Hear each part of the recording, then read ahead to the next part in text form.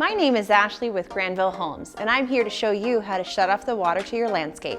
In case you experience a leak at your front or backyard, please locate your water main shutoff valve to your landscape. The main water shutoff to your landscape is typically located on the front exterior side of the home, opposite of the garage. You will notice a valve knob that tees off the main water shutoff pipe. The valve will allow you to isolate the area without having to shut off the water to your entire home. To turn the valve off, turn the knob clockwise. To turn the valve back on, turn the knob counterclockwise. If you're still experiencing difficulties, please contact your customer care team.